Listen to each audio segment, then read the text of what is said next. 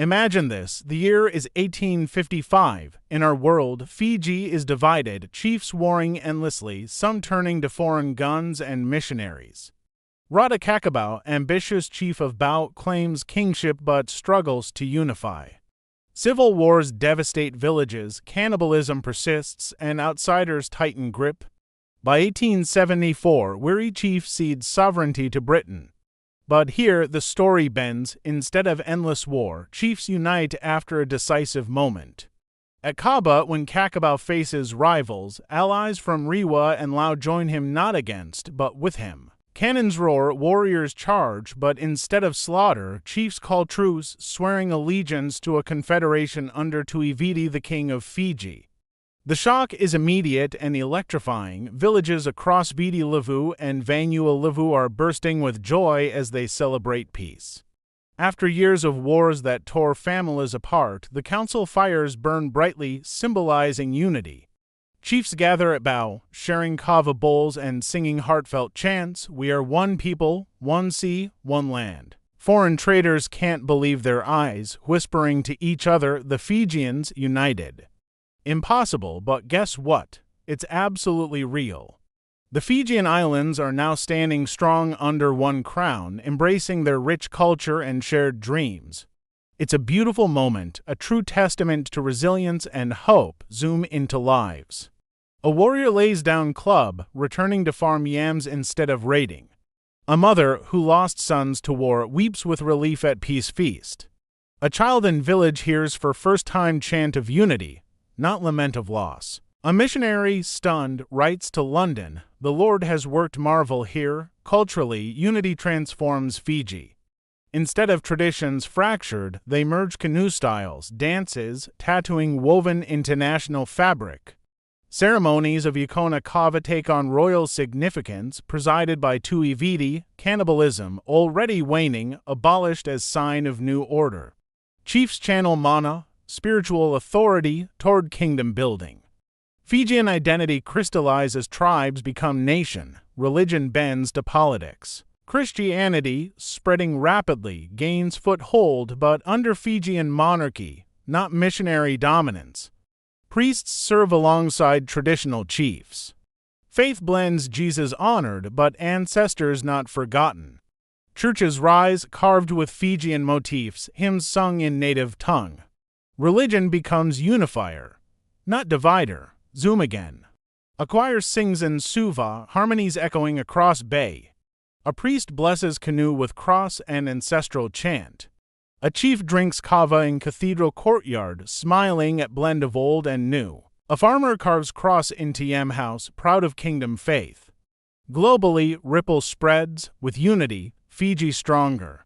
Instead of ceding to Britain, Tuiviti negotiates treaties. Guns bought on Fijian terms, not imposed. Traders pay fair tribute. Missionaries tolerated, but sovereignty intact. By 1870s, Fiji recognized as kingdom, like Tonga, for Pacific symbol emerges.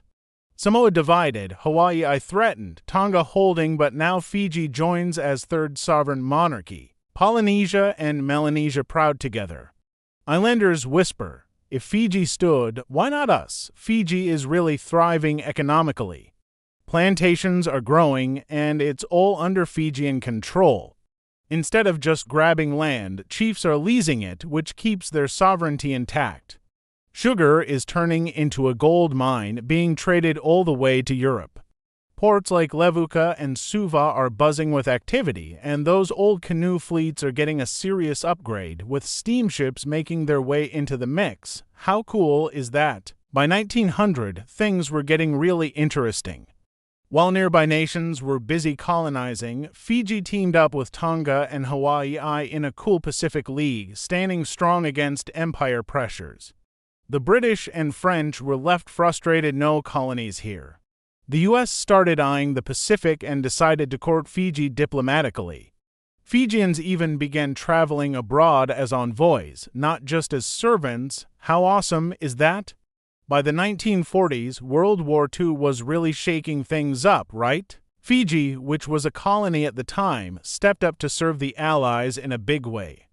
But here's the twist. Fiji decided to declare its own alliance on its own terms. How cool is that? Fijian regiments proudly fought in places like the Solomons and Burma, waving their royal flag high. The Allies, recognizing their spirit, respected Fiji's sovereignty and even promised independence to other nations after the war. This whole vibe really kicked off a wave of Pacific nationalism, sparking a sense of pride and identity that would shape the future of the region. It is amazing to think about how these actions laid the groundwork for the independence movements that followed. Zoom in on the scene once more. Picture this, a fierce Fijian soldier in 1942, his battle cry echoing through the air as he charges forward with a club in one hand and a rifle in the other. A Japanese officer stands stunned, muttering, "Islanders fight like lions." Meanwhile, in Suva, a compassionate Fijian queen opens her palace doors wide, welcoming refugees with warmth and kindness. It's a powerful moment of unity amidst chaos. And then there's the American admiral, shaking hands with Tui Viti, expressing deep respect. "Your kingdom is honored, and your warriors are truly brave." It's a snapshot of courage, resilience, and the spirit of a people standing tall in the face of adversity. By 1960s, decolonization surges. Fiji doesn't need independence, it's already sovereign. Instead, it mentors Samoa, Solomon Islands, and Vanuatu. Fijian monarchs host Pacific Union Conference, calling for solidarity. Rugby becomes Federation's anthem, Fijians tackling with ferocity, haka and sibi shaking stadiums. By 1980s, ripple global. Fiji, rich in sugar, tourism, and minerals, builds modern economy. Suva grows into Pacific hub UN offices, universities, shipping lines. Fiji Airways flies royal flag to Los Angeles, Sydney, Tokyo. Pacific seen not as backwater but vibrant bloc led by Fiji. By 2000, climate change rises as crisis. Fiji leads early, warning world, "We are sinking, though we ruled seas." Pacific Union voices loud, demanding justice.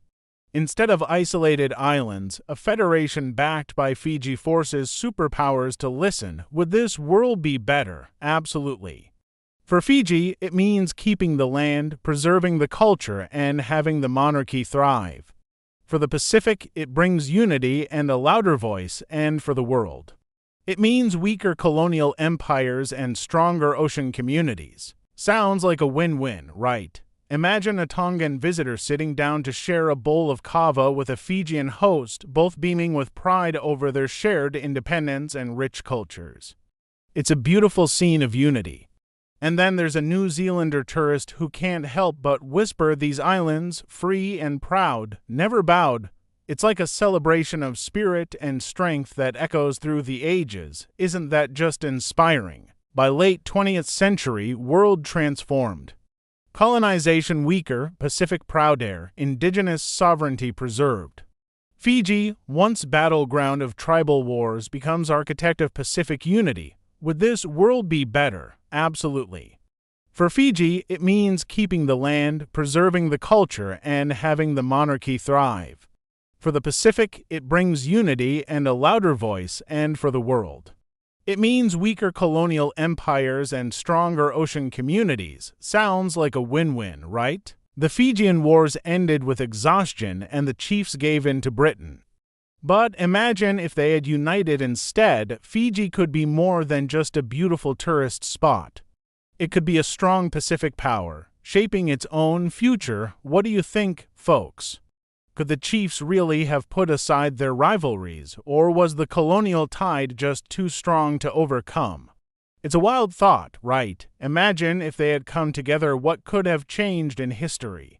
Drop your thoughts below, and don't forget to subscribe to Sheriff Reactions. Hit that bell for daily flips where we dive into not just what went down, but also what could have been. Trust me, you won't want to miss it.